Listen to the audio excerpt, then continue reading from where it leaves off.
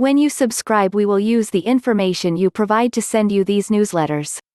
Sometimes they'll include recommendations for other related newsletters or services we offer. Our privacy notice explains more about how we use your data, and your rights.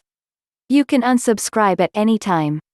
Invalid emails. Some victories on the football pitch mean more than others, and by the same token so can some defeats. When it comes to Liverpool against Manchester United, it's fair to say that any loss, however contextually mundane, is likely to sting more than most given the history, grudges and rivalry between the clubs and cities. That risk-reward element works both ways, of course. The infusion of belief, confidence and feel-good factor a big win against that lot from down the East Lancs Road can provide is sometimes season-defining. And that's rarely been truer than the last time Liverpool travelled to Old Trafford for an FA Cup fourth-round tie, which rather spookily is 22 years to the day of this weekend's clash in Manchester.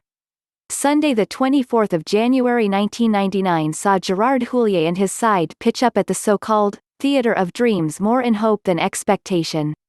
The Frenchman had been in sole charge little more than 2 months following the abandonment of the ill-fated joint manager experiment with Roy Evans, and while a slight upturn in results had at least taken the Reds into the top 6 and within sight of the European placings, it was clear a significant rebuilding job still lay ahead. Although United had finished the previous season trophyless due to Arsene Wenger's first great Arsenal side winning the double, they had been the decade's preeminent force and had strengthened by bringing in big money signings Jaap Stam and Dwight Yorke to bolster their already impressive squad. This was the FA Cup though, the perennial great, leveller, and already Liverpool's last hope of silverware that season following exits in the UEFA Cup to Celta Vigo and League Cup to Spurs.